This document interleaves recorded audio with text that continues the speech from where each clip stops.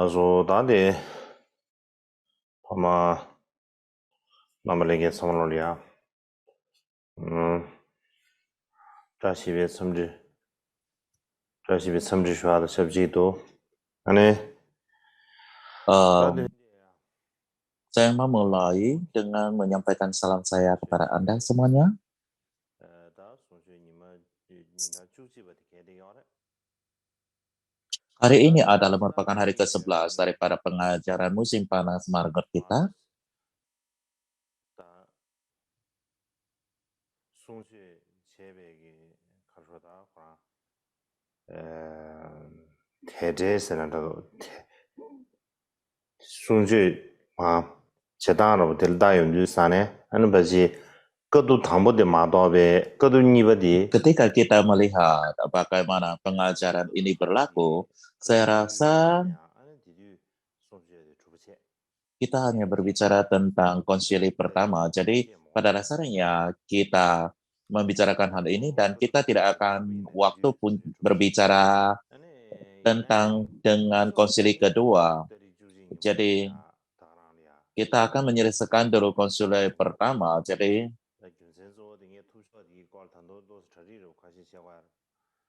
kita mungkin akan menyelesaikannya pada tanggal 9, tetapi kita akan puja untuk Buddha Sakyamuni pada tanggal 11.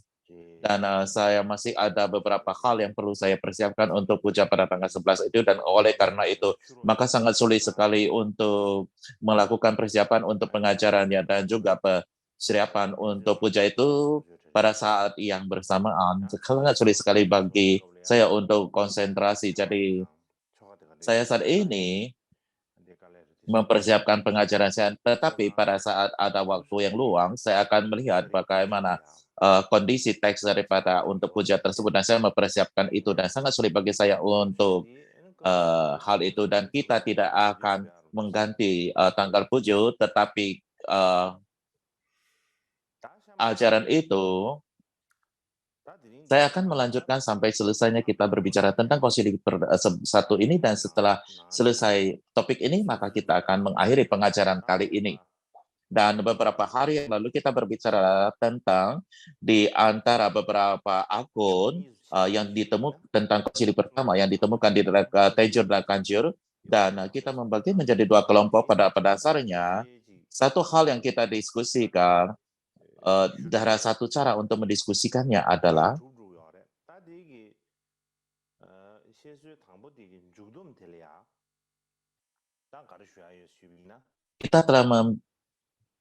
kita telah menyelesaikannya, dan apa yang perlu kita bicarakan di sini adalah konklusi daripada konsili pertama ini, dan seperti yang saya sebutkan beberapa hari yang lalu,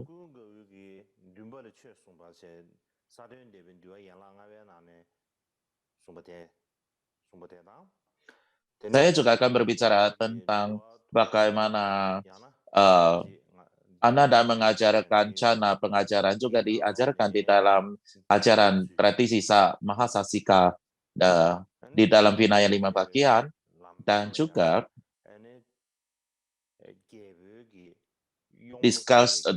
diskusi tentang bagaimana cana ditaklukkan dan juga cara-cara untuk melakukannya, bagaimana Ananda, dan juga dalam perjalanan itu Ananda dipersembahkan oleh wanita-wanita daripada Raja Udayana.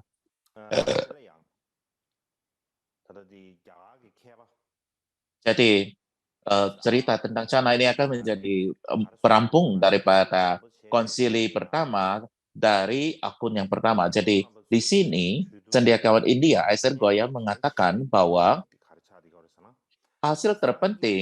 salah satu hasil terpenting poin dari pada konsili pertama yang dimiliki adalah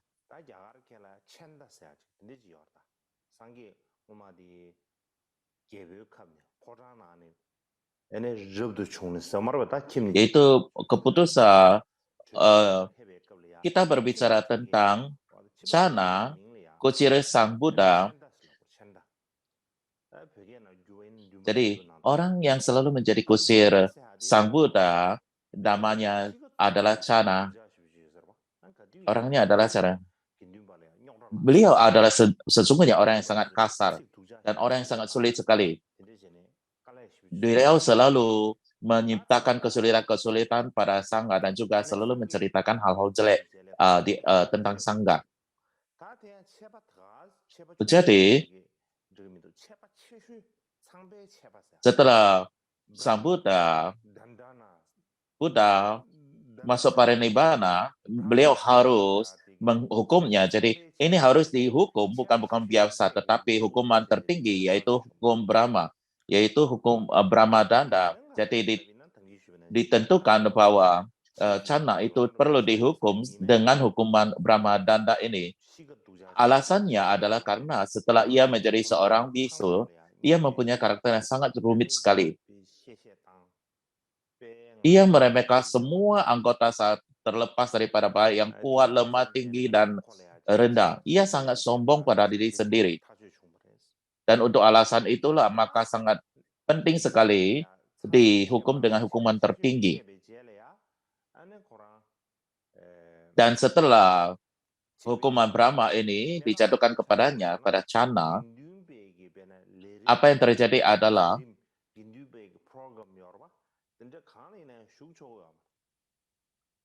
ia tidak diizinkan untuk berpartisipasi dalam kegiatan sangha apapun ataupun program sangha apapun, beliau tidak dapat ikut di dalamnya. Jadi ini adalah merupakan hukuman yang sangat berat sekali bagi Channa.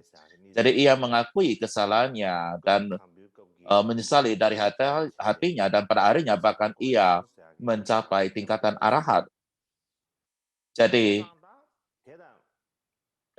Cendekia India S.R. Scholwell mengatakan bahwa ini adalah merupakan hasil terpenting daripada konsili pertama. Jadi bila mana kita melihat pada topik Channa ini, seperti mana sebagaimana yang muncul di dalam terjemahan Tibet dari Mula Sarwastiyada, di dalam poin-poin disiplin yang lebih halus, apa yang dikatakan di sini adalah ketika Sang Buddha akan memasuki Mahaparinibbana, kemudian Ananda yang mulia, Channa benar-benar sangat pemarah, keras kepala, kasar, kejam, pemarah, tidak peduli siapapun ia bertemu, ia akan selalu melecehkan para biksu itu. Setelah Sang Bhaggava wafat, apa yang harus kita lakukan? Jadi kita tidak dapat melakukan apapun. Jadi apa yang harus kita lakukan? Dan Buddha berkata kepada Ananda, setelah saya Mahaparinibbana, hukumlah biksu Channa dengan hukuman Brahma. Jadi hukuman Brahma itu adalah merupakan hukuman tertinggi. Setelah ia dihukum dengan hukum Brahma itu, ia akan menjadi melepaskan dunia ini. Jadi kita harus membuatnya sedih dan merasa kelelahan, maka mintalah ia menerima instruksi dari Katyayana.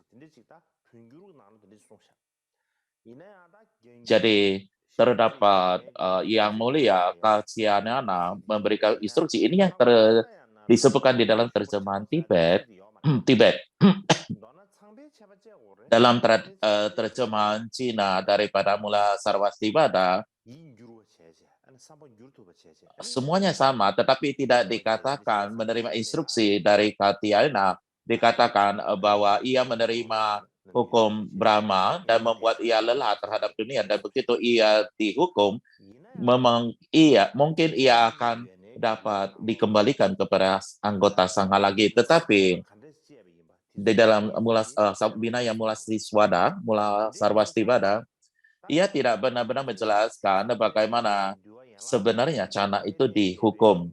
Jadi berikutnya saya akan membicarakan tentang bagaimana ia dibicarakan di dalam Vinaya 5 bagian di dalam tradisi Mahisasika dan dari Tantaka, dari tradisi Theravada. Saya akan mendiskusikan berdasarkan kedua bahan tersebut. Jadi saya akan menceritakan ceritanya dari kedua sumber ini, bagaimana Ananda menjinakkan ataupun memperbaiki daripada biksu Channa ini. Jadi pertama-tama saya akan mengajarkan menurut Vinaya 5 bagian dari aliran Mahayana Sasaka. Jadi suatu ketika di Kausambi, di mana adalah merupakan salah satu kota di India, terdapat biksu Cana, beliau tinggal di sana atau hidup di sana, dan ia selalu marah pada sangga. Dan ia selalu menciptakan masalah. Ia selalu melecehkan setiap orang. Dan karena ia selalu marah pada sangga, maka komoditas sangga benar-benar tidak mungkin lagi dapat tinggal hidup dengan damai. Jadi, di antara sangga itu, salah satunya setelah retreat musim hujan selesai, jadi ia pergi ke tempat tinggal Mahakasyapa dan mengatakan bahwa Biksu Cana selalu membuat masalah bagi kita dan menjelaskan semua peristiwa itu dengan sangat jelas sekali. Dan kemudian Mahakasyapa mendengar hal itu, maka ia memanggil Ananda. Maka setiap masalah yang besar, maka apapun masalah pasti ia berikan kepada Ananda. Jadi Mahakasyapa memanggil Ananda, Anda harus pergi ke Kausambi, Kausambi, dan ketika Anda berada di sana atau tiba di sana, maka Anda harus menghukum Biksu Cana dengan kata-kata Sambuddha, kata-kata Sangga, dan hukuman Brahma atau Brahmadanda. Dan Ananda menerima tanggung jawab untuk tugas ini yang diberikan oleh Mahakasyapa, dan ia pergi dengan 500 biksu. Apakah benar 500 biksu? Nggak tahu, tetapi dikatakan di sini adalah ia pergi dengan 500 biksu, bagaimanapun juga. Ketika biksu Cana mendengar bahwa Ananda datang dengan 500 biksu, ia segera keluar untuk menyambut Ananda.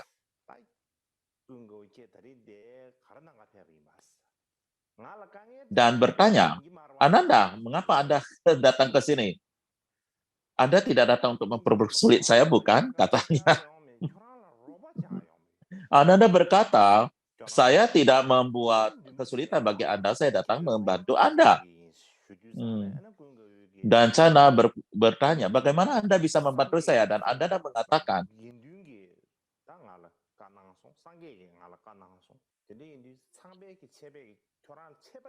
Buddha akan menginstruksikan dan sangat juga menginstruksikan saya akan menghukummu dengan hukuman Brahma. Cana tidak pernah mendengar hukuman Brahma ini. Lalu ia bertanya, apa itu hukum Brahma? Hukuman Brahma itu, apa artinya hukuman Brahma ini? Ananda mengatakan, hukuman Brahma itu adalah hukuman yang sangat berat sekali. Begitu Anda dihukum dengan hukum Brahma, maka para biksu, biksuni, umat awam pria, umat awam wanita, mereka semua harus memutus hubungan dengan Anda. Mereka bahkan tidak boleh berbicara dengan kamu. Walaupun Anda pergi kepada mereka, mereka tidak akan boleh berbicara dengan Anda. Dan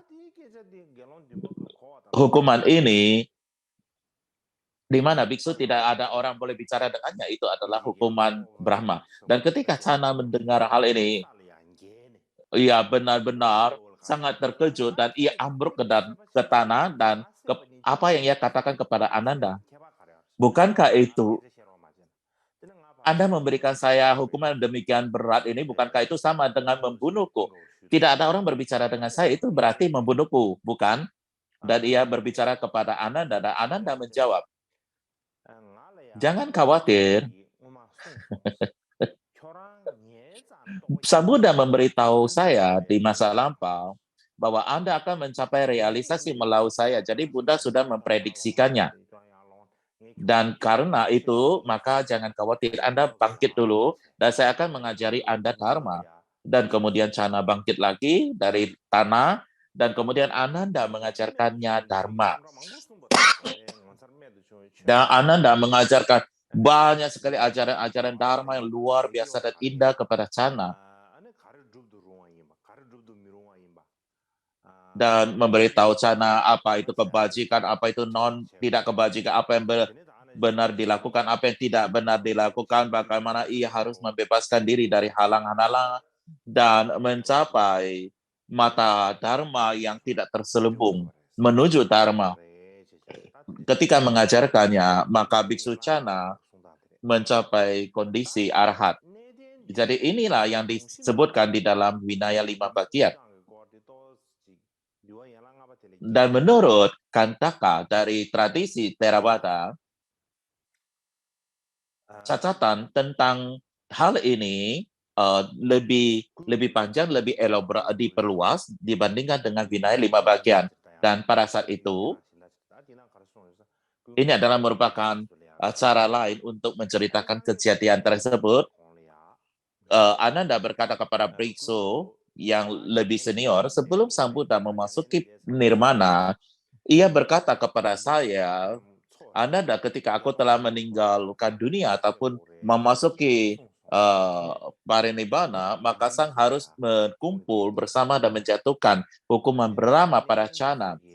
Jadi ia menginformasikan para sangga tentang hal ini, dan apa yang para sesepuh sampaikan atau tetua sampaikan adalah, Saudara Ananda, kami tidak pernah mendengar itu hukuman Brahma. Apa itu hukuman Brahma? Apakah Anda menanyakan pada Sang Buddha apa itu hukuman Brahma?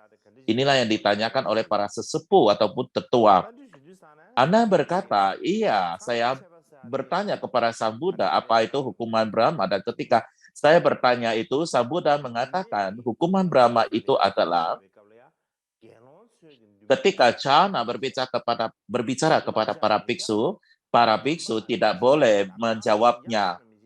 Mereka tidak boleh berbicara padanya, menasihatinya, menegurnya, ataupun mengabaikannya sama sekali.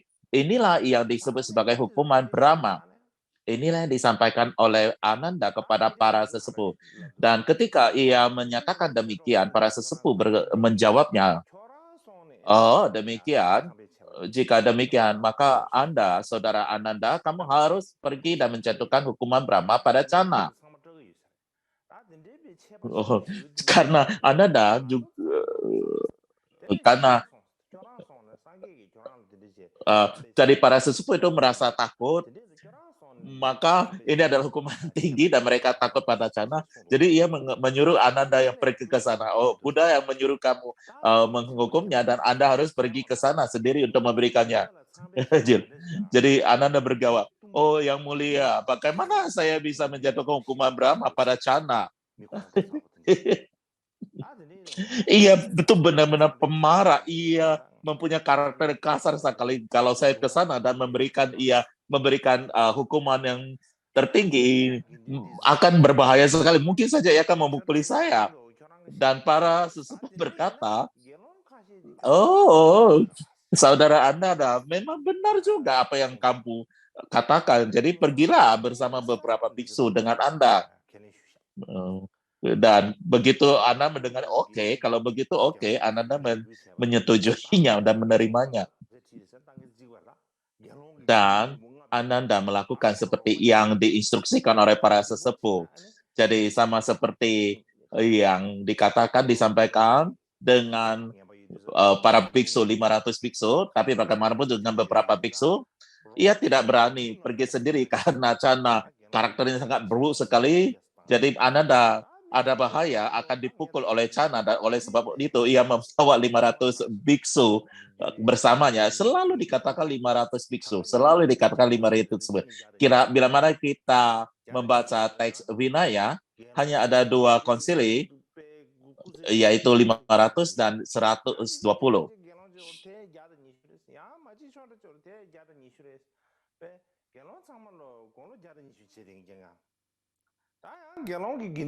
Jadi selalu ketika kita berbicara tentang Sangha, Sangha yang aku berkumpul 500 Sangha di sana, mungkin di India tidak ada nomor angka lain kecuali lebih 500 dan 120. Mungkin ini hanya disampaikan saja. Saya tidak berpikir terdapat benar-benar 500 orang, tidak kurang atau lebih. Jadi saya rasa ini hanya mewakili jumlah yang sangat besar sekali. Namun bagaimanapun juga, Ananda dengan 500 orang biksu, pergi ke Kausambi dengan perahu dan kemudian mereka turun di Taman Raja Udayana. Jadi ada cerita tentang Udayana ini. Jadi Udayana memiliki sebuah taman dan mereka pergi ke sana dan Ananda duduk di bawah pohon di taman tersebut dan pada saat itu Raja Udayana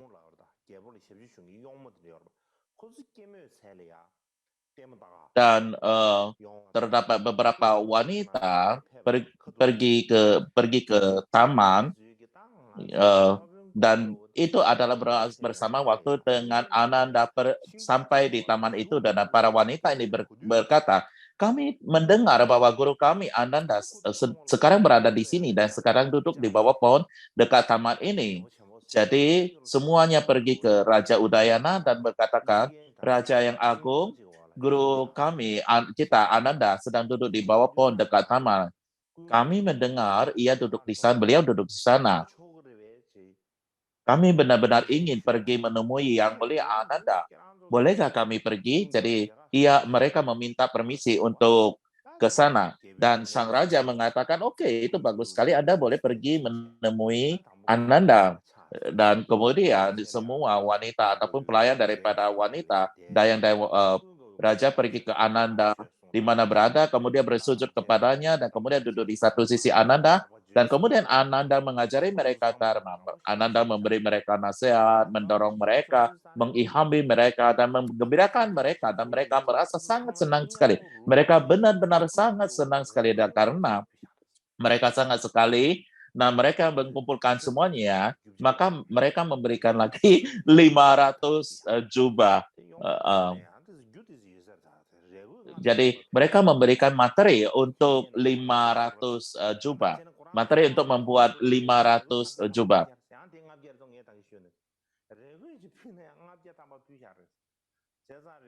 Jadi ini sekali lagi angka 500 jubah katanya.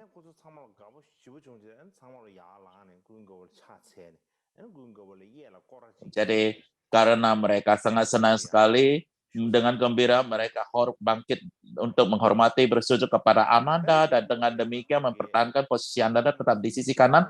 Kemudian mereka kembali lagi ke Raja Udayana, dan Raja Udayana melihat para wanita kembali dari kejauhan. Dan ketika mereka datang di dekatnya, ia bertanya kepada mereka, apakah Anda dapat bertemu dengan Ananda? Dan para wanita berkata, Raja yang agung, kami barusan bertemu dengan Ananda. Dan Raja berkata, apakah Anda memberikan Ananda hadiah? Dan para wanita menjawab, oh Raja yang agung, kami memberikan Ananda yang mulia 500 potong kain. Dan ketika Raja Udayana mendengarkan hal ini, ia benar-benar agak marah dan ia memarahi para wanita dan ia berkata pada mereka, apa yang akan dilakukan oleh Ananda sang pengemis dengan begitu banyak jubah? Ia adalah seorang peminta sedekah, bukan? Seorang biksu. Apakah ia akan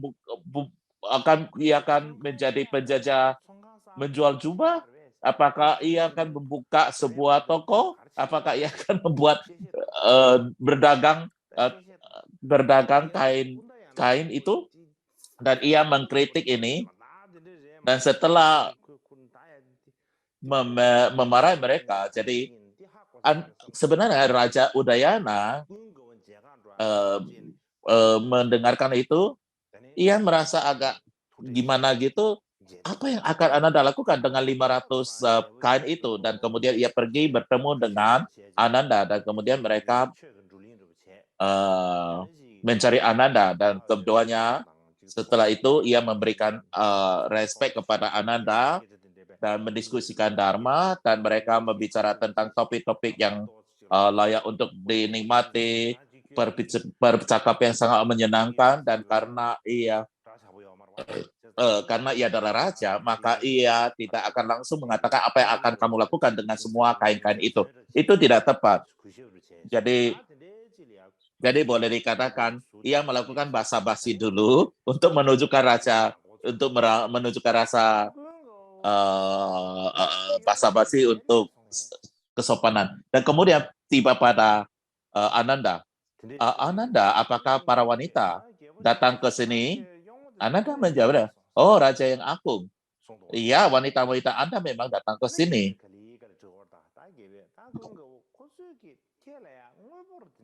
Dan sang raja perlahan-perlahan mengatakan, Ananda, apakah para wanita itu mereka memberikan sesuatu pada Anda? Dan Anda berkata, ya mereka memberikan saya sesuatu. Mereka memberikan saya 500 kain, cari kain, potong kain. Dan sang raja berkata, Ananda, apa yang akan kamu lakukan dengan demikian banyak kain itu?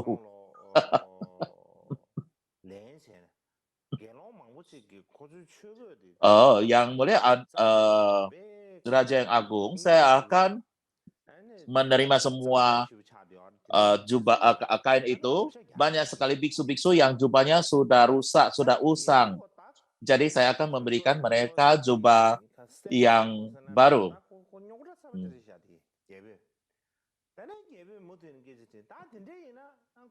Dan kemudian sang raja bertanya lagi, lalu apa yang mereka kerjakan dengan jubah lama mereka? Kan ada baju baru ibaratnya, baju baru lamanya mau diapain gitu loh. Dan Ananda berjawab, Raja yang Agung, mereka akan membuatnya menjadi selimut gitu loh.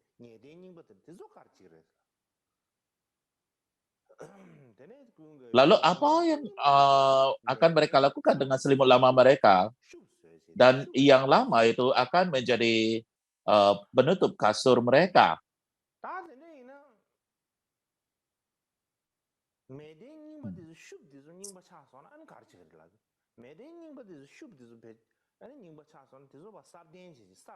Lalu kalau itu menjadi lebih tua lagi, apa yang lagi dilakukan? Oh, kita akan menggunakan sebagai karpet. Lalu kalau karpetnya sudah tua, apa yang kami lakukan? Oh, kalau sudah tua, maka kami akan menjadi kain lap untuk kaki. Lalu kalau sudah tua itu, lalu apa yang dilakukan? Maka kami akan melakukannya sebagai kain lap debu untuk melap debu-debu. Kalau kain lap debu ini sudah usang, apa yang dilakukan lagi? Kita akan merobaknya menjadi potongan-potongan kecil karena itu dan mencampurkannya dengan lumpur. Dan untuk membuat lantai ataupun memplasterkan di lantai-lantai luar atau sebagainya. At that time, Raja Udayana setelah bertanya jawab seperti itu, akhirnya ia mengerti dan mengetahui bahwa putra-putra Sakya ini benar-benar menggunakan barang-barang dengan sangat baik. Mereka tidak membuangnya, mereka tidak menggunakannya sesuka hati. Jadi mereka menggunakannya secara tepat. Jadi raja sendiri juga terinspirasi dan juga memberikan Ananda 500 kain lagi. Jadi sebelumnya ada 500 kain, sekarang 500 lagi, sehingga sekarang ada 1000. Jadi ini adalah kisah tentang Ananda menerima 1000 jubah. Jadi ini adalah ceritanya tentang Ananda menerima 1000 jubah. Alasan untuk menceritakan cerita ini tentang wanita-wanita yang memberikan persembahan jubah ini, karena waktu ini ketika kita ingin menjaga lingkungan, kita banyak sekali barang-barang yang kita gunakan, banyak kali barang-barang yang kita pergunakan untuk gaya hidup kita, sesungguhnya apakah kita benar-benar membutuhkan sedemikian banyak yang berbeda dalam hidup kita? Kita tidak benar-benar membutuhkannya, dan bila mana tidak benar-benar membutuhkannya, kita boleh meninggalkannya. Tetapi karena promosi iklan, kita membutuhkan ini itu, dan akhirnya kita menyimpan banyak hal, dan kita memiliki banyak barang-barang di antara kita. Dan kadang-kadang kita tidak tahu apa yang kita miliki, dan kita harus menggeser sana, meletakkan sana sini. Dan ketika kita harus pindah ke tempat lain, baru kita bertanya, kenapa kok barang saya banyak sekali ya? Dari mana ini berasal dan membuat kamu sakit kepala?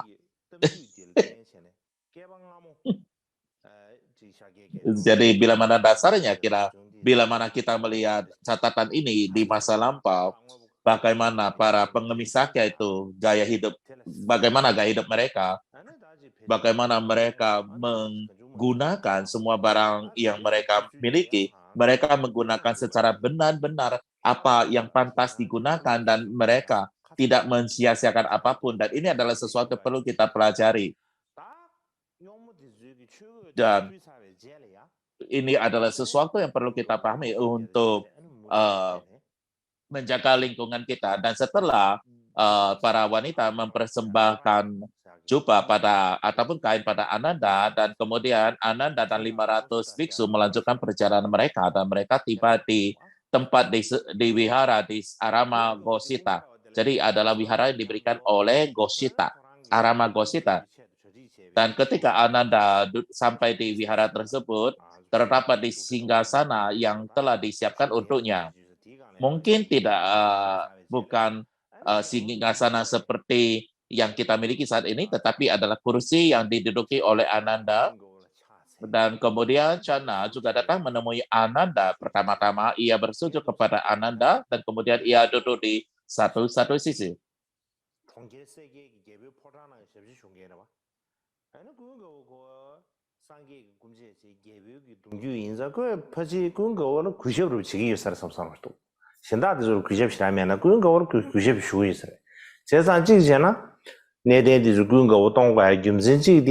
Jadi kita harus mengetahui, karena ia melayani di Istana Sakya, dan Ananda itu lebih menghormati Ananda karena Anda berada dari Istana Sakya. Jadi itulah sebabnya kenapa mungkin Channa masih sangat menghormati Ananda, dan kemudian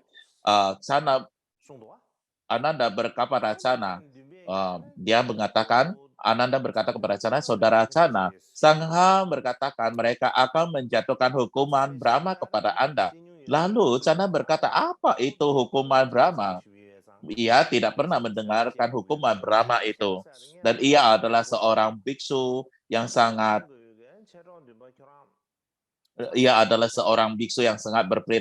berperiangkai buruk, dan ia tidak tahu apa itu hukuman Brahma. Dan kemudian Ananda menjawab, saudara Channa, bila ketika Anda ingin berbicara dengan para biksu tidak diperbolehkan untuk menjawab Anda. Mereka tidak boleh memperhatikan Anda, menasihkan Anda, atau memberi Anda arahan, tidak boleh berkata apapun terhadap Anda. Ketika biksu Channa mendengar hal ini, ia berkata, yang mulia Anda, dan jika para biksu tidak mau berbicara kepada saya, menasihati atau memberi saya arahan, bukankah itu sama dengan membunuh saya? Ia benar-benar sangat sedih, dan kemudian ia mengguling-guling di tanah dan tidak bisa bangun. Dan secara singkat, setelah hukum Brahma dijatuhkan padanya, Channa mengalami banyak kesulitan. Biksu-biksuni bahkan upasaka-upasika tidak boleh berbicara padanya. Ketika diberikan hukuman pinati, maka semua murid Sang Buddha akan mengabaikannya.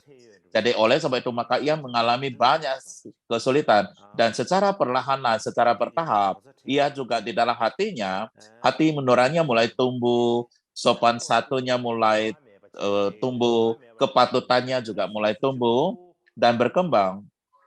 Jadi di masa lampau ia benar-benar adalah orang yang cukup tidak peduli dan ceroboh, dan pada saat ini ia meninggalkan semua itu dan mengembangkan ketekunan pada dirinya, membangkitkan ketekunan sendiri. Dan tak lama kemudian maka Channa menemukan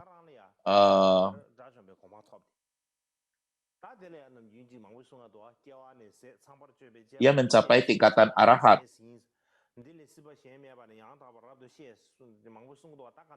Jadi secara ringkas adalah kemudian ia meninggalkan kehidupan rumah tangga, kemudian mencapai puncak dari perilaku suci dalam kehidupan ini, dan mengetahui dengan jelas dan akhirnya ia mencapai arhat. Kemudian beliau pergi kepada Ananda dan ia berkata, Yang Mulia Ananda, apakah Anda boleh untuk tidak lagi memberikan hukuman Brahma kepada saya, karena kalau hukuman Brahma maka tidak ada orang yang mempedulikan Anda. Anda berkata, teman Chana, sahabat Chana, kamu sudah mencapai arahat, jadi hukuman Brahma itu telah dihapus dan Anda sekarang boleh lanjut hidup bersama dengan para biksu seperti dulunya. Jadi ini adalah cerita lainnya. Sorry. Dan sebagaimana yang dikatakan di dalam Kanta Katerauda, apa yang dikatakan di sini adalah pada konsili Vinaya ini tidak ada satu pun yang lebih ataupun satu pun yang kurang dari 500 biksu. Dan oleh sebab itu maka konsili Vinaya ini disebut konsili 500. Dan berikutnya Kanta Kateravada terdapat ringkasan ayat yang terkait dengan konsili Vinaya pertama ini dengan dalam ayat. Jadi karena saya sudah menjelaskannya, maka saya tidak akan membicarakan tentang ayat ini lagi atau membahas ayat ini lagi. Sekarang kita akan istirahat setengah jam dan kita akan lanjut lagi pengajaran kita setelah itu.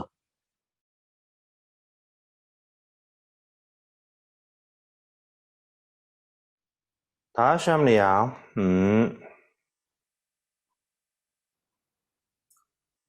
아직 그것도 담비고 이렇게 고리야. 나올이야. 시수 미러에 배난다. 시수 담보디 시 심배왕도 땅에. 다시 주인이버디. Di antara akun yang berbeda yang saya berikan di dalam Kanal Buddha tentang konsili pertama, kita telah mendiskusikan akun yang pertama dan sekarang kita akan masuki catatan atau akun yang kedua.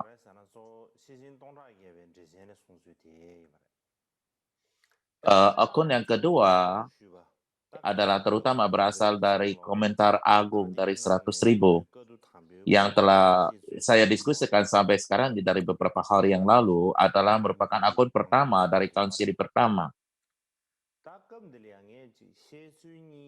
Jadi itu adalah akun pertama yang terkait dengan kejadian terakhir. Saya mengatakan ataupun saya menceritakan tentang dua akun atau catatan ini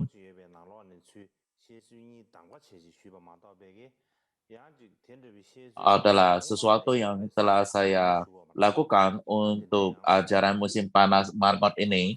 Saya pilihkan dua akun catatan ini.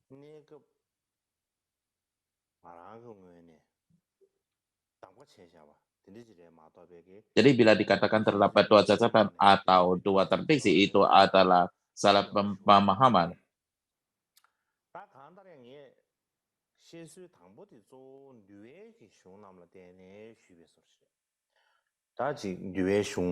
Jadi catatan pertama yang saya berikan itu terutama didasarkan pada literatur Vinaya.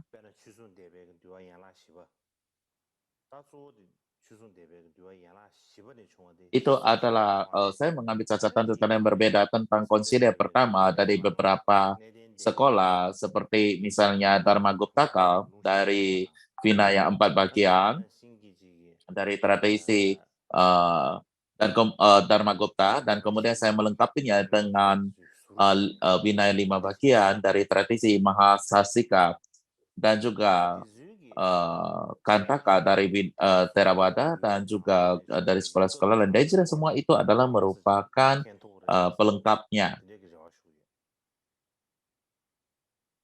Harapan saya adalah dengan menjelaskan ini, Anda akan memiliki satu ide yang lebih bagus tentang konsili pertama di dalam catatan Vinaya, literatur Vinaya. Ketika kita berbicara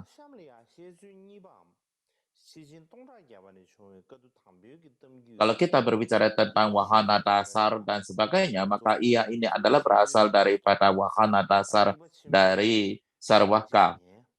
Jadi saya akan berbicara sekarang ini dari wahana yang lebih besar, dan ini adalah terutama berasal dari komentar agung 100.000, dan ini terutama ditemukan di dalam literatur Mahayana. Dan pada umumnya komentar agung 100.000 ini diterjemahkan ke dalam bahasa Cina pada abad keempat.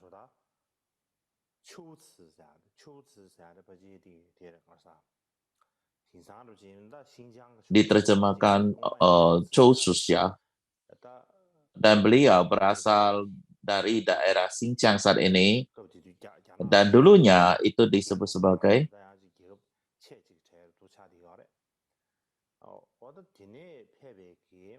itu adalah merupakan salah satu kerajaan barat dari Cina. Itu adalah disebut Zhuozhe dan diterjemahkan oleh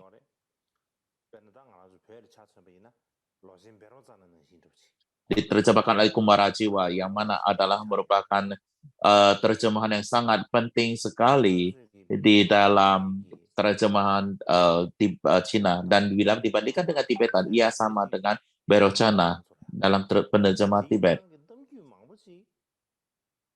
Terdapat cerita tentang Berocana, kisah hidup atau kisah pembebasan Berocana, dan banyak sekali ceritanya itu adalah sama seperti cerita dari Kumarajiwa.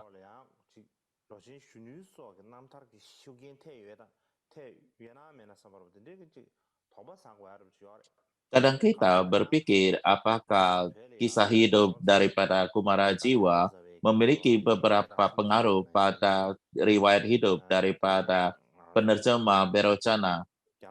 Jadi Berocana itu adalah merupakan penerjemah Tibetan yang sangat terkenal sekali. Sama halnya di antara para penerjemah Cina, Kumarajiwa adalah merupakan penerjemah yang paling terkenal di Cina. Namun bagaimanapun juga, komentar agung 100.000 itu adalah merupakan komentar agung daripada 100.000 syair Prasna Paramita. Kita tidak ada di dalam bahasa Tibet. Ini dikatakan ditulis oleh Nagarjuna. Dan ada yang bertanya apakah ia benar-benar ditulis oleh Nagarjuna, tetapi kebanyakan menerima bahwa ia ditulis oleh Acarya Nagarjuna. Jadi saya akan berbicara tentang konsili pertama yang diceritakan di dalam teks ini. Jadi pertama-tama kita melihat pada ini dulu.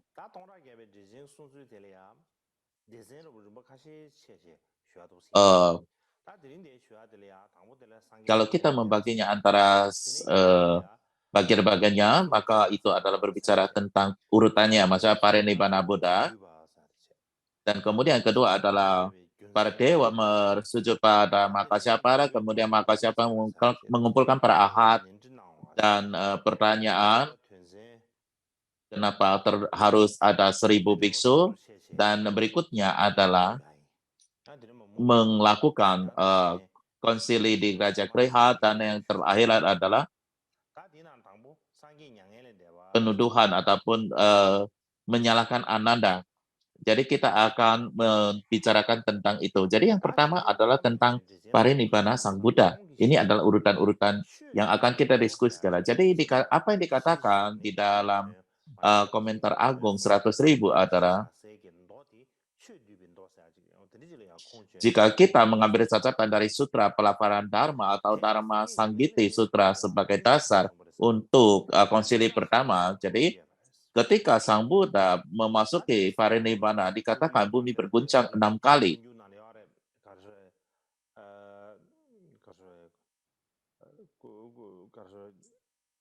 Ketika kita berbicara bumi berguncang 6 kali, seperti misalnya bumi bergoyang, bergetar 6 kali. Jadi terdapat 6 cara bumi bergetar, ada bergoyang, berguncang, dan sebagainya.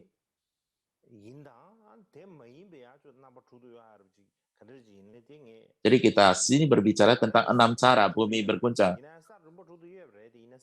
Saya tidak tahu apakah benar ada 6 cara dan sebagainya. Bagaimanapun juga dikatakan bumi berguncang 6 kali. Tetapi gempa bumi ini tidak akan membahayakan makhluk hidup. Jadi walaupun ia adalah gempa bumi yang besar, tapi tidak akan membahayakan makhluk hidup. Dan juga cerita bumi berguncang ketika Sang Buddha mencapai kebudaan. Jadi dikatakan bumi berguncang 6 kali dan kemudian sungai-sungai mengalir terbalik. Biasa sungai mengalir ke bawah, ini mengalir ke atas dan terdapat angin kencang yang bertiup pada saat itu. Jadi ini adalah ormen ataupun tanda-tandanya. Dan kemudian awan gelap berkumpul dari segala arah, kilat menyambar dan guntur bergemuruh, dan kemudian tiba-tiba hujan es turun. Dan demikian juga meteor juga jatuh dari langit dan menjatuh ke segala arah. Dan demikian juga singa dan para binatang meraung dari semua arah. Dan para dewa dan manusia semua juga merasa sangat sedih meratap dalam ratapan mereka.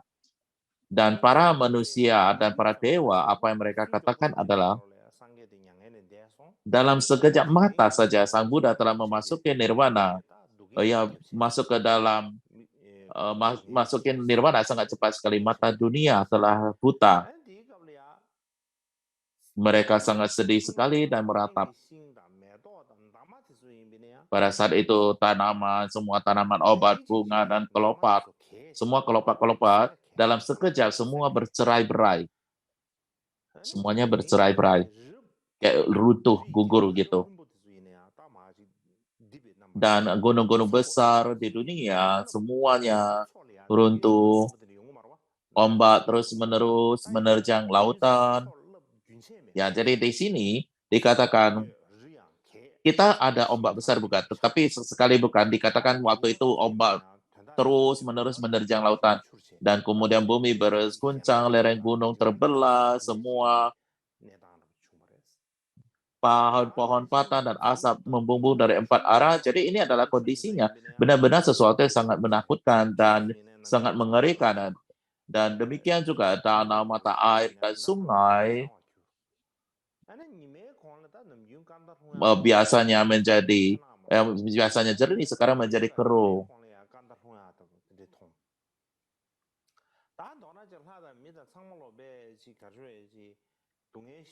Jadi secara ringkas, para dewa dan manusia benar-benar diliputi oleh kesedihan. Dan di situasi orang-orang yang berpraktik, yang telah berjalan di jalan sang jalan, dilanda rasa sakit dan tidak dapat berbicara.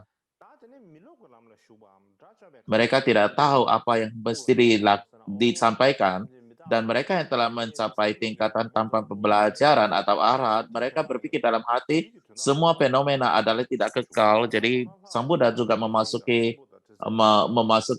nirwana. Jadi dewa, manusia, yaksa, raksasa, gandara, garuda, maharaja, dan naga merasa kesedihan yang sangat luar biasa sekali. Dan pada saat itu terdapat banyak sekali arahat agung yang telah terbebaskan dari kelahiran dan penuaan dan penyakit. Dan apa yang mereka pikirkan adalah, saya tidak terjemahkan secara halus, tapi secara kasar kita terjemahkan adalah kira-kira seperti ini.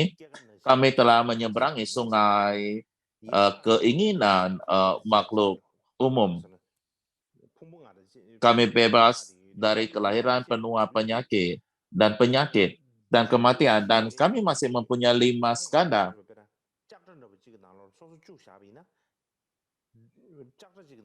Karena masih ada skanda, maka itu sama seperti terperangkap dalam sarang 4 ular. Jadi sangat tidak nyaman dan sangat menakutkan sekali. Jadi sama halnya mereka melihat, sejauh mereka melihat 5 skanda adalah demikian. Oleh sebab itu, maka saya hari ini akan memasuki nirwana tanpa sisa hari ini. Jadi dengan demikian, para arahat agung yang tinggal di pertapaan gunung, di hutan, di tepi sungai, di tepi danau, atau di lembah, semua arahat ini sesuai dengan keinginan mereka melepaskan kehidupan ini dan masuk ke nirwana. Jadi pada dasarnya, pada saat Buddha meninggalkan wafat, mereka banyak sekali juga arahat yang juga memasuki nirwana. Di antara mereka, mereka juga mengangkat diri atau terbang tinggi ke atas langit dan mengendarai awan-awan seperti mengendarai angsa dan menunjukkan banyak keajaiban, dan mereka mengilhami keyakinan para banyak makhluk hidup dan membuat banyak makhluk hidup percaya. Dan setelah menunjukkan keajaiban ini, mereka kemudian masuk ke nirwana atau memasuki nirwana.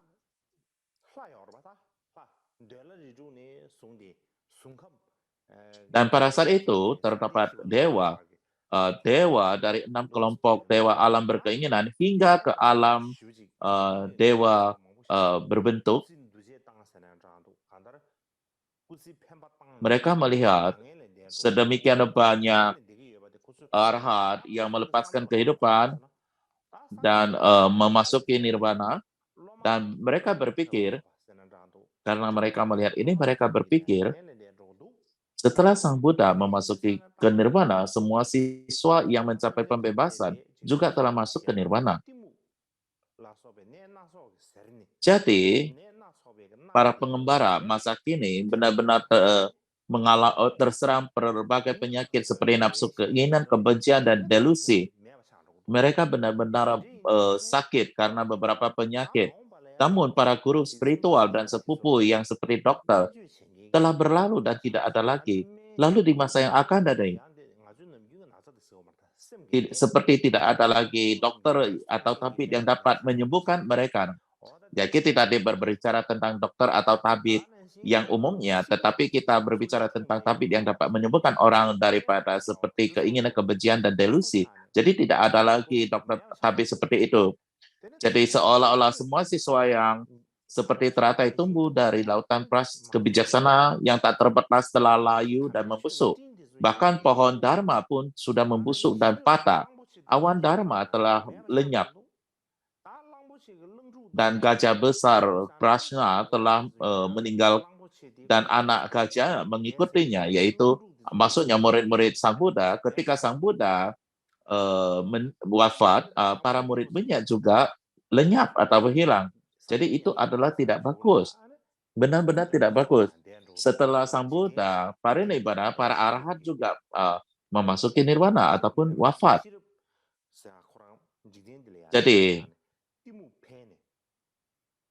Jadi sama seperti dunia ini, tidak ada lagi kebijaksanaan, kosong daripada kebijaksanaan. Jadi tidak ada lagi pelita yang untuk menerangi ketidaktahuan. Jadi terdapat pemikiran demikian. Inilah yang mereka pikirkan tentang, atau mereka katakan pada saat Sang Buddha parinibbana.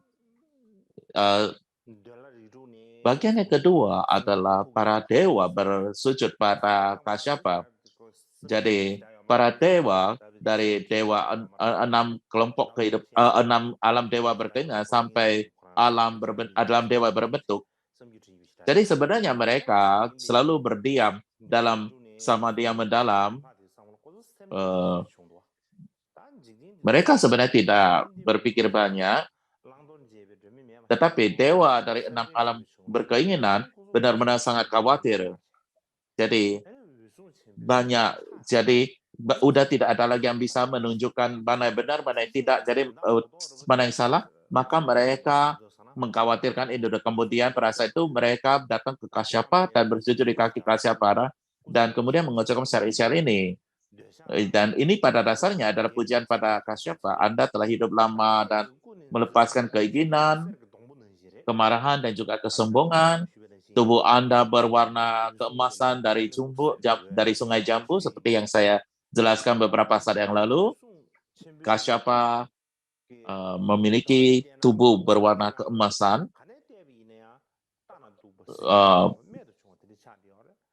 Dari manapun Anda melihat, daripada tubuh Kasyapa dari atas sampai kaki itu sangat ganteng dan sangat anggun, dan matanya sangat murni seperti teratai. Jadi bagaimanapun juga mereka benar-benar memuji Kasyapa, dan setelah memuji Maha Kasyapa demikian, para dewa berkata, Maha Kasyapa yang mulia, tahukah Anda terdapat situasi yang sangat mengerikan sekali. kapal Dharma lagi tenggelam.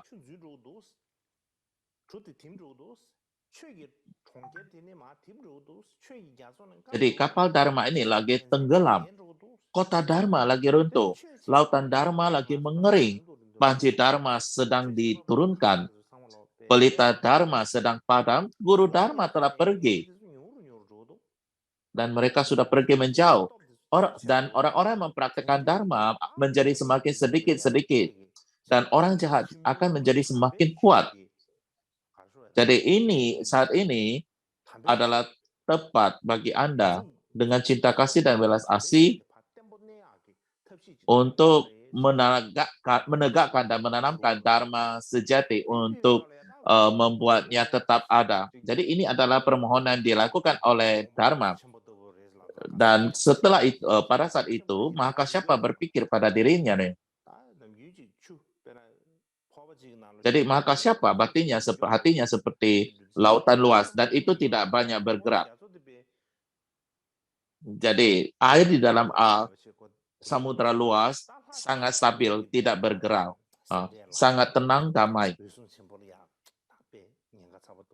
Dan para dewa sangat khawatir sekali dan mereka mengatakan bahwa terdapat bahaya yang sangat besar sekali dan situasi yang sangat ngeri sekali seperti ini. Dan tetapi Mahakasyapa sudah seperti lautan luas dan ia tidak berkata apa-apa untuk jangka waktu yang sangat lama. Dan setelah itu apa yang ia katakan itu adalah apa yang kalian katakan itu adalah benar seperti yang Anda katakan. Tidak lama lagi di dunia ini tidak akan ada lagi prasna atau kebijaksanaan sama sekali. Dunia akan dipenuhi dengan khayalan bodoh. Dan orang-orang tidak akan dapat lagi membedakan mana yang bajik, mana yang tidak bajik, mana yang benar, mana yang tidak benar, apa yang perlu dilakukan, apa yang tidak boleh dilakukan. Benar-benar berada dalam kegelapan. Dengan demikian, Kasyapa tanpa secara spesifik mengatakan bahwa ia akan mendirikan dasar untuk Dharma, tetapi sesungguhnya tanpa berkata apapun, ia menerima permohonan para dewa, dan kemudian para dewa bersujud di kaki Mahakasyapa dan kembali lagi ke tempat mereka masing-masing dalam sekejap. Jadi ini hanya berbicara tentang Buddha parinibbana dan para arahat juga parinibbana, dan kemudian para dewa khawatir dan memohon Kasyapa untuk mendirikan Dhamma. Jadi inilah yang terjadi. Jadi bila tidak, maka dunia ini akan ditinggalkan berada dalam kegelapan. Dan Kasyapa mengatakan, ya ia akan melakukannya. Itu adalah poin yang kedua. Dan poin yang ketiga adalah Kasyapa mengumpulkan para arahat. Ya.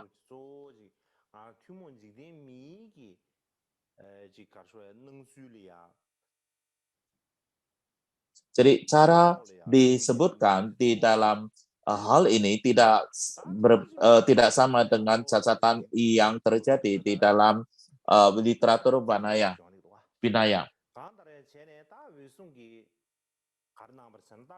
Di dalam diskusi Mahayana banyak sekali kita berbicara tentang dewa, naga, dan sebagainya.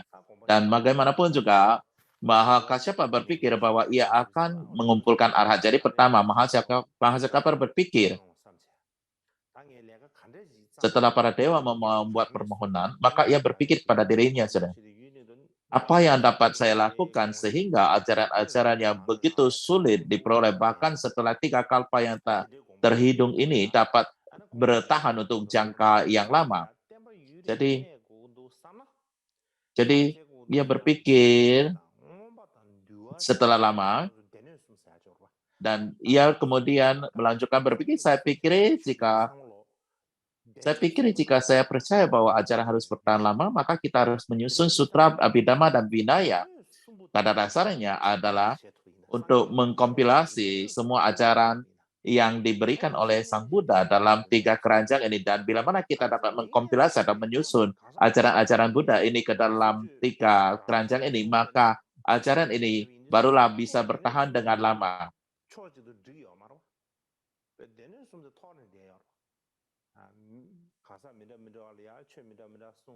안 가시 지금 ngombadan tumba khasial dode da tumba khasial diwa da tumba dege beji Jadi kortorni ya indus ta dege de samone su chugri chen sange ka dege de manyam be chedo ana ngarazu bena karena ajaran kenapa harus dikumpulkan dalam 3 kerajaan? Karena masing-masing orang itu berbicara dengan cara-cara sendiri atau berbicara sendiri-sendiri. Seperti misal ada yang berbicara tentang Vinaya, Abhidhamma Sutra dan sebagainya. Jadi hal ini adalah itulah sebabnya kenapa dikumpulkan untuk dalam 3 kerajaan.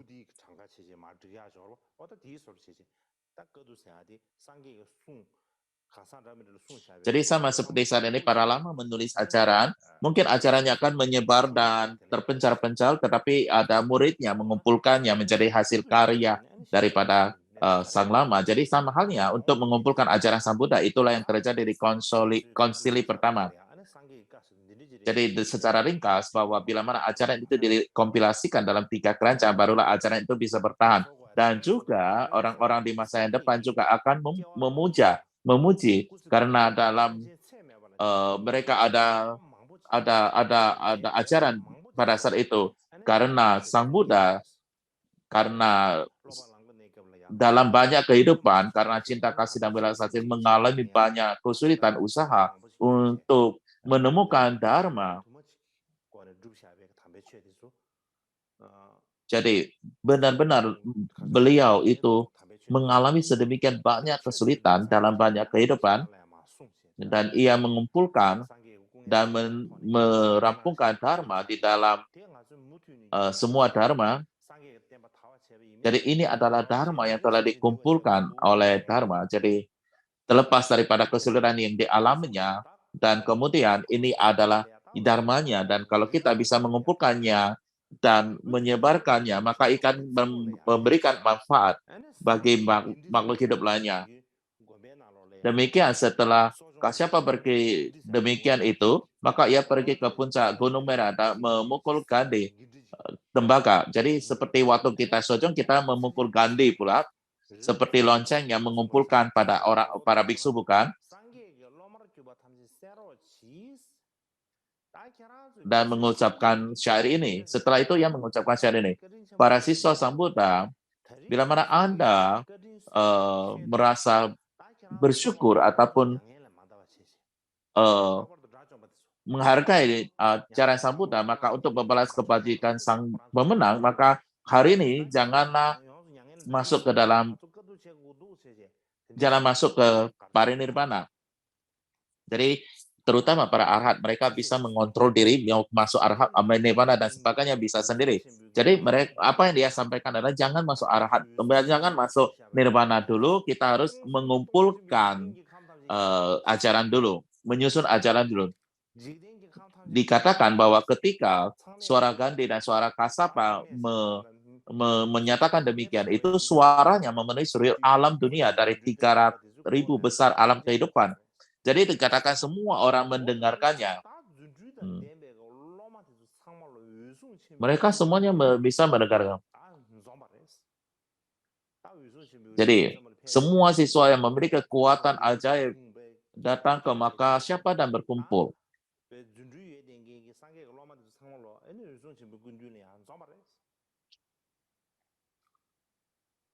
Jadi ketika Kasyapa memukul Gandhi itu di puncak Gunung Meru, para arhat, siswa yang memiliki kekuatan ajaib datang ke Kasyapa, dan pada saat itu Kasyapa kepada semua yang kumpul di sana, ajaran Sang Buddha akan lenyap semata-mata karena cinta kasih dan welas asih untuk semua makhluk. Sang Buddha mencapai Dhamma sejati ini dan mengabaikan penderitaan banyak kesulitan selama 3 kalpa yang tak terhitung. Sang Buddha telah memasuki nirvana. Dan para siswa yang mengetahui Dharma mampu menegakkan Dharma dan mampu melafalkan Dharma dan juga mengikuti jejak Sang Buddha dan memasuki nirvana. Jika ajaran Buddha menghilang sekarang ini, maka makhluk hidup di masa yang akan datang akan dalam kondisi yang mengerikan karena mereka tidak memiliki lagi mata prasna, ketidaktahuan dan delusi mereka akan tumbuh dan untuk alasan itulah berkembang dan untuk alasan itulah sama seperti Sang Buddha memiliki cinta kasih welas asih yang besar, kita juga harus menggunakan dharma dengan baik. Kita harus menjunjung tinggi dharma. Jadi kita harus menyusun 3 keranjang dharma. Dan setelah Anda melakukan itu, maka Anda masing-masing dapat memasuki nirwana sesuai keinginan Anda. Bila mana tidak, jangan dulu masuk ke nirwana.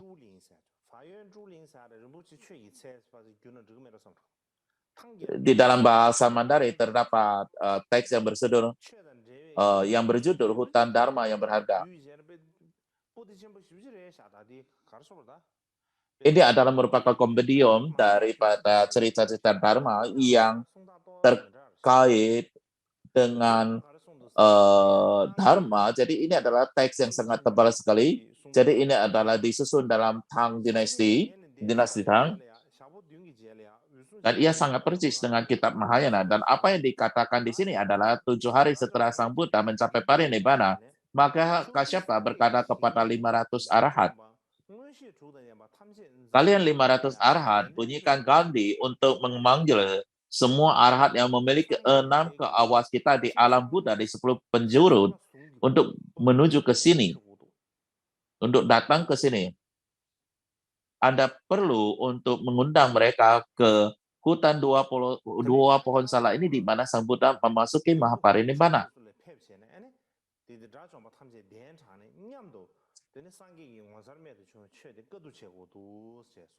Jadi Anda semua perlu untuk ke arah berbeda-beda dan mengumpulkan semua arahat untuk berkumpul di sini. Kita akan mengadakan konsili untuk mengumpulkan ajaran-ajaran. Setelah mengatakan demikian, semua orang tanpa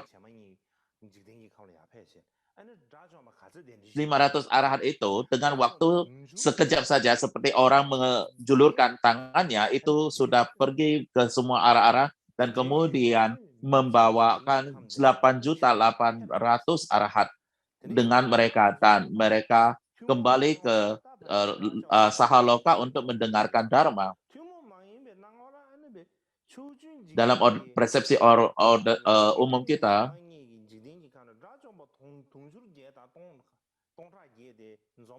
kita terdapat 500 arahat itu, tetapi dalam persepsi yang lain itu adalah 800 juta 8.000.000 arahat yang berkumpul di sana. Jadi ini adalah dimensi yang berbeda. Jadi ini adalah situasi yang sangat berbeda. Jadi tidak seperti yang umumnya kita katakan.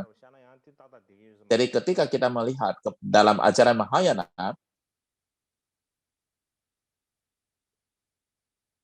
kadang kalau kita memandangnya dengan cara kita berpikir, benar-benar tidak akan ketemu. Jadi pada dasarnya,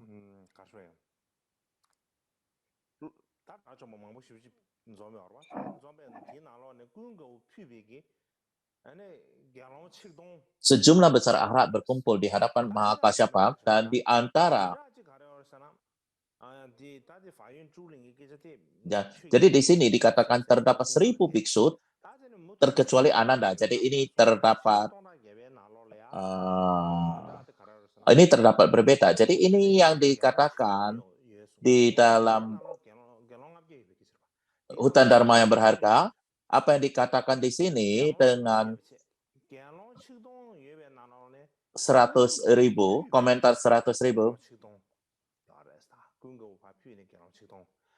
di asasan dikatakan 500, tetapi di sini dikatakan 1.000, tetapi mereka keluarkan arahat. Jadi semuanya adalah arahat.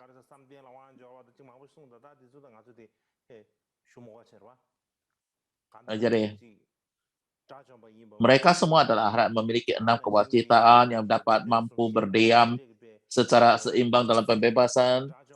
Kita tidak perlu menjelaskan semuanya, bagaimanapun juga mereka telah bisa melaporkan 3 keranjang dan sebagainya, terpelajar dalam kitab suci dan sebagainya. Jadi boleh dikatakan mereka adalah arahat terbaik dari yang terbaik. Jadi kita masuk ke bagian yang 4, yaitu alasan kenapa harus 1000 di dalam konsili tersebut.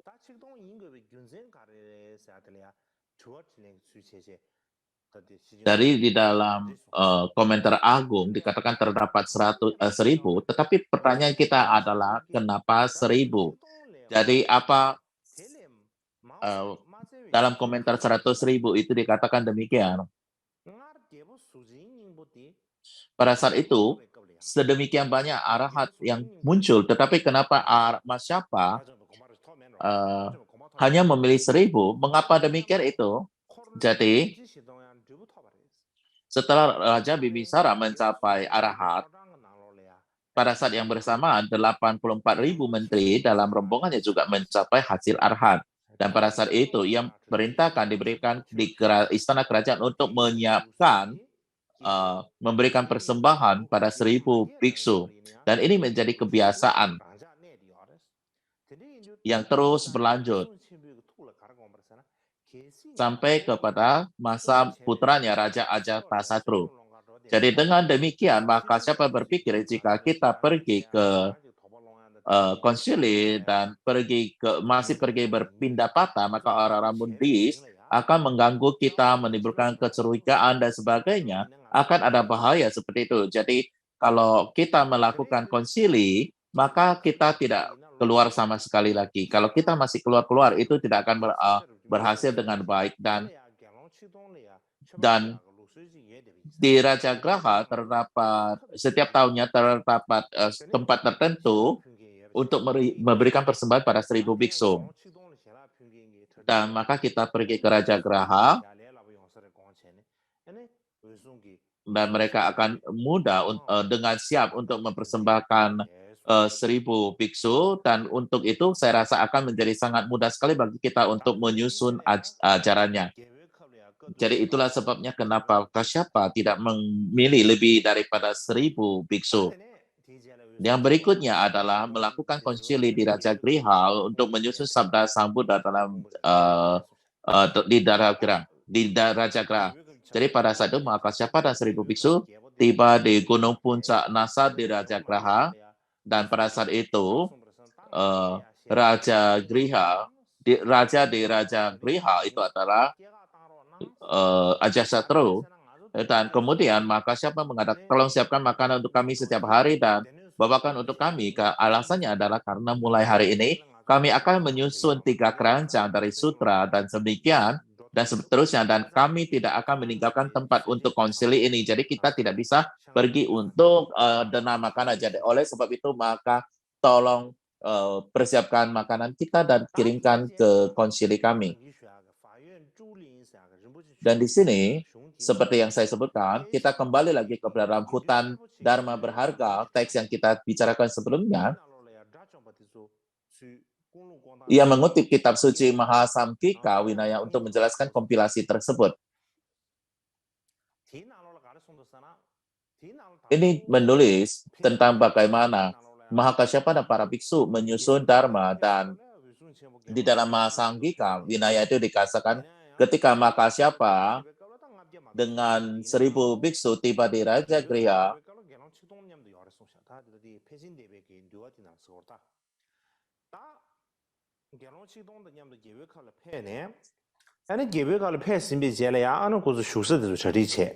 mereka tiba di Raja Griha dengan 1000 biksu, mereka mempersiapkan persiapan kasur dan sebagainya, tempat duduk. Dan kemudian di tengah-tengah mereka membuat tata untuk Sang Buddha. Di sebelah kanannya adalah tempat duduk untuk Sariputra dan kirinya adalah untuk Moggallana. Dan kemudian menyiapkan tempat duduk untuk Kasyapa dan menyiapkan semua tempat duduk untuk yang lainnya.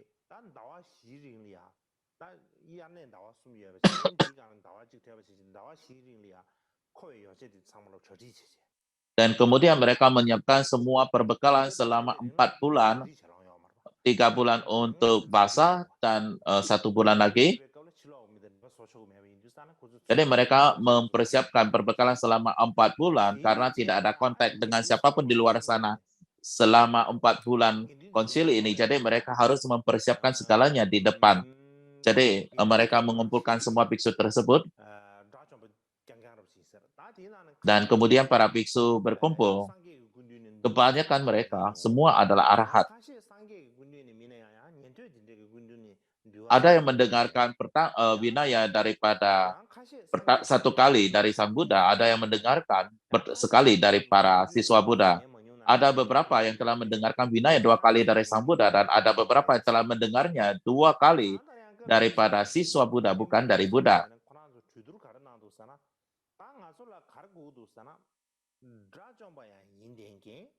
Pada saat bagaimana itu? Pada saat itu, pada Sangha begitu kumpul, pada saat itu mereka membahas kita harus mengundang mereka yang memiliki 3 pengetahuan dan 6 kewaskitan dan sebagai tambahan telah mendengar winaya 2 kali dari Sang Buddha atau dari para siswa. Jadi ini adalah diskusi yang mereka bicarakan.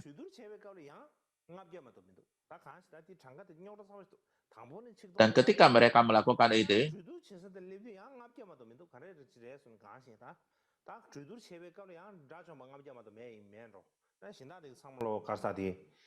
당부 직동에 그래서 가시 거두 정해라 매매로 다가도 주들 제배 제일 매매로 간다라디 주들 제배 거랑 앞게 맞아요 말았어 다디 나는 앞게 싱겨요 말았어 긴륜 갤론이 앞게 싱겨요 말았어 lebih sana 심게다 jadi setelah diskusi itu ternyata kita harus pada saat itu sesungguhnya hanya ada I can forget it. Pada saat itu ada 500 biksu kurang dari 2 di dalam sangga. Jadi mereka mengatakan mereka harus benar-benar memiliki 500 biksu secara tepat. Jadi kemudian mereka mengatakan Aniruddha akan datang bergabung dengan kita dan itu akan menjadi 499 dan akan kekurangan 1 lagi. Lalu siapa yang akan memenuhi tempat yang 1 itu? Kita kekurangan 1 lagi. Siapa lagi? Dan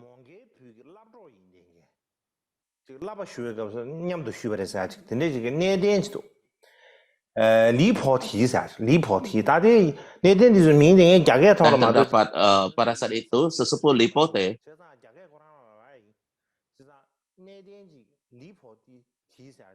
Jadi ini adalah nama dari dalam Cina, Lipoti. Lipoti mengambil sumpah daripada Magdalena. Jadi mereka mengundang Lipoti dan pada saat itu maka siapa berkata kepada Lipoti, Anda pergi ke surga 33 dan mengundang biksu dari sana.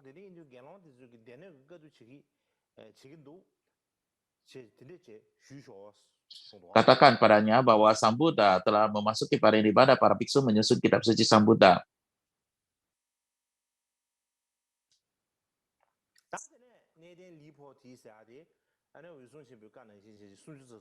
Dan sesepuh Lipoti seperti diinstruksikan oleh Mahakasyapa, dia pergi ke alam 33, kemudian bertemu biksunya di sana. Namanya sulit sekali, bagaimanapun ia katakan kepada biksu di sana, sesepuh penuduh Sang Buddha telah memasuki parinibbana, para biksu ingin menyusun kitab suci Buddha, jadi Anda telah diundang. Segera setelah biksu itu mendengar peristiwa itu, beliau itu benar-benar menjadi sangat sedih sekali. Apakah Sang Buddha benar-benar telah memasuki nirwana? Ya, jawabannya adalah iya. Dan biksu itu berkata, oke, jika Sang Buddha ada di dunia, saya pasti akan datang. Tetapi Buddha sudah wafat. Sekarang mata dunia telah buta, dan kemudian ia terbang melayang ke langit dan memasuki samadhi, dan beliau masuk ke parinibbana. Dan kemudian setepuh Lipoti melihat hal ini terjadi, kembali lagi ke tempat Mahakasyapa dan kepada Sangha Brata dan menjelaskan apa yang telah dilihat dan dengarnya. Saya telah pergi mengundangnya, dan setelah mendengarnya ia sangat sedih. Ia masuk ke samadhi dan wafat. lupakan ia akan datang, bahwa ia sudah wafat. Dan kemudian, maka siapa mengirim lipoti lagi, kembali lagi, Anda harus ke istana pada 33. Terdapat satu orang arahat yang bernama Jiafan Futi, dan kemudian Anda juga harus mengundang dia. Dan kemudian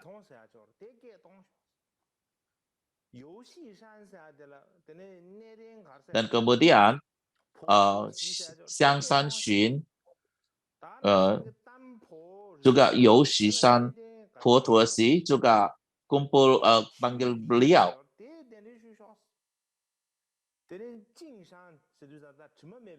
Dan juga terdapat sesepuh yang bernama Ta Xuli, Anda juga harus mengundangnya. Dan juga ada Upolo, undang dia juga. Dan juga tetua yang ada di Gunung Kwasan, murid daripada Maunggalana, dan juga tetua Gunung Mantua dan murid Sariputta Mahasolo, dan Yang Mulia Luo Tuo dari Gunung Moluo, dan pergilah mengundang mereka. Mereka semua adalah arhat. Jadi benar-benar merupakan waktu yang berat bagi Lipoti. Jadi beliau pergi ke sana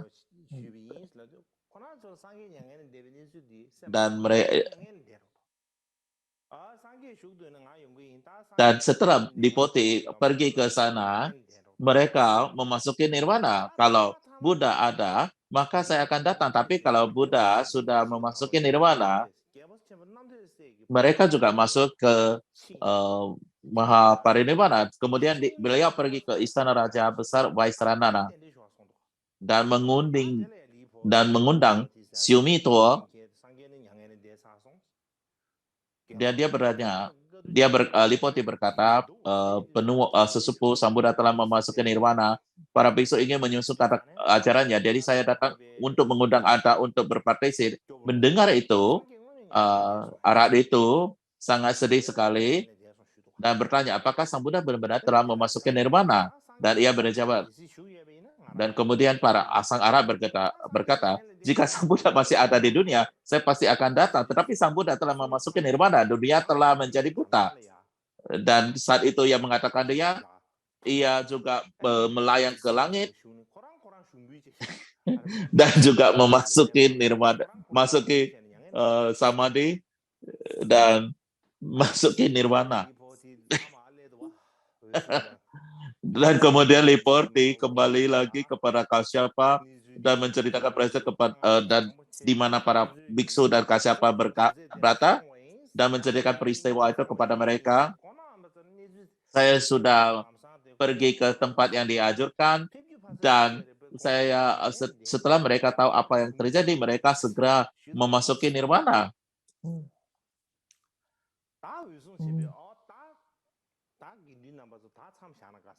Jadi Mahakasyapa berkata, jadi jangan memanggil biksu yang lainnya lagi. Kita tidak akan memanggil arhat apapun lagi. Karena setiap orang yang kita undang akan memasuki ke nirwana. Kalau kita lanjut mengundang para arhat ini, maka tidak ada yang tersisa lagi. Dan tidak ada lagi arhat di dunia ini, maka tidak akan ada lagi lajang jasa di dunia ini. Jadi lebih baik gak usah undang mereka lagi. Jadi sesungguhnya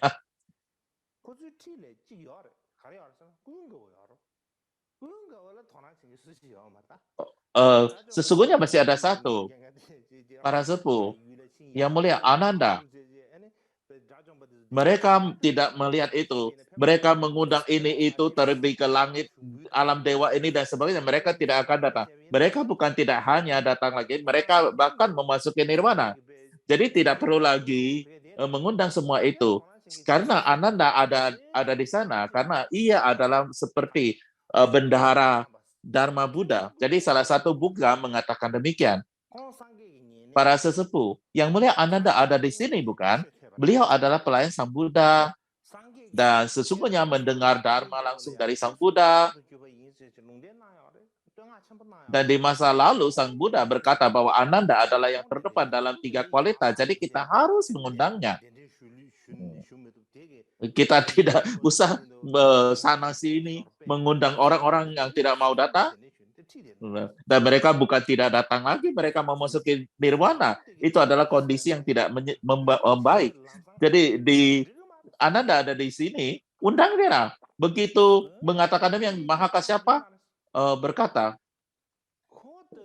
tidak benar untuk mengundang Ananda. Beliau masih berada di Jandala. Beliau masih berada di jalan pembelajaran. Dan itu, kalau kita memasukkan ke dalamnya, itu sama saja dengan mendudukkan serigala di antara para singa.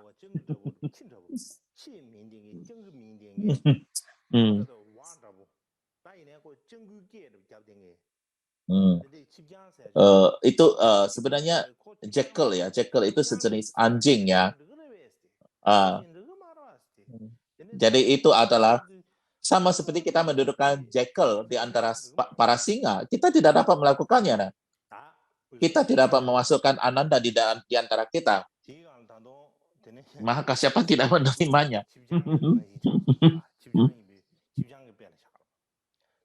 Jadi ia mengatakan Ananda itu sama seperti jackal ya. Sejenis anjing ya, yang sama seperti rubah. Dan berikutnya adalah tuduhan terhadap Ananda atau tudingan terhadap Ananda. Jadi pada saat itu, pada saat mereka menghabiskan 3 bulan retreat musim hujan, dan selama retreat musim hujan ini, setelah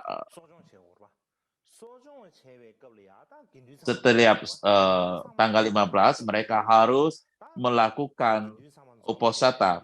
Dan mereka harus berkumpul pada saat itu. Dan ketika mereka berkumpul bersama, mereka akan mendiskusikan, membahas Vinaya. Maha Kasyapa memasuki samadhi dan melihat dengan mata dewanya, melihat tingkatan apa yang dicapai oleh orang-orang itu. Hanya Ananda yang belum memadamkan kekotoran batin. Jadi beliau mengatakan bahwa Ananda tidak tepat di sini, ia harus diusir dari sini.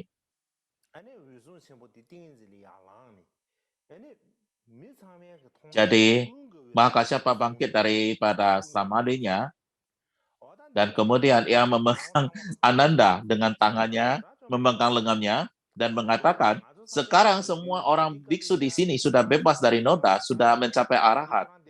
Di sini kita menyusun sutra, tetapi Anda belum memadam kekotoran batin. Jadi Anda belum arahat. Jadi Anda tidak layak di sini.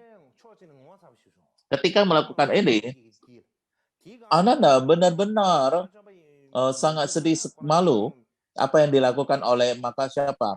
Beliau masih belum arahat. Jadi belum arahat. Jadi beliau masih sangat malu sekali.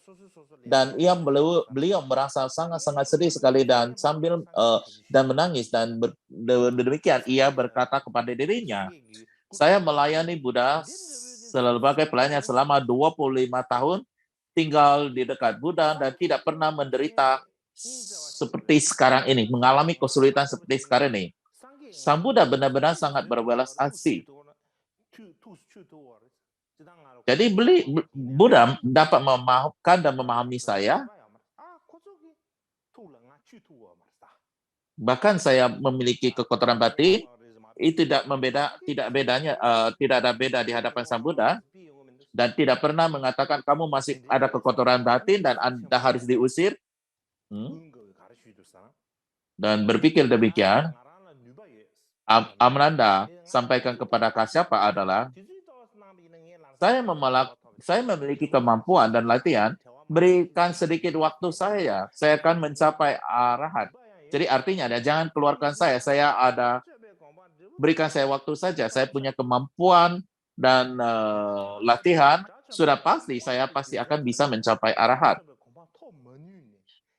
Kenapa saya tidak mencapai arahat? Itulah bukan karena saya kekurangan kemampuan atau latihan itu, bukan karena itu, karena saya harus mencapai, karena saya harus melayani Sang Buddha, maka saya tidak mencapai arahat.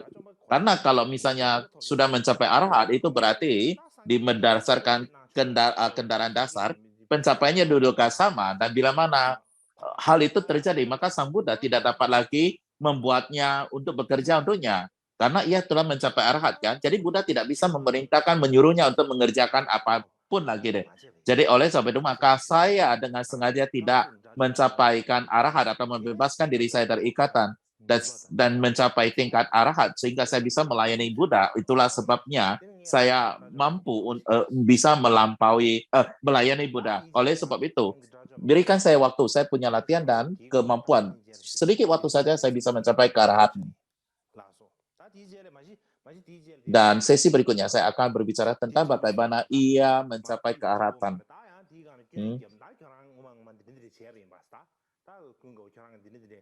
Bukan hanya itu saja, tetap adalah tudingan apa yang telah ia lakukan, maka siapa yang mengatakan Anda telah melakukan ini, melakukan itu, tidak tepat, dan sebagainya.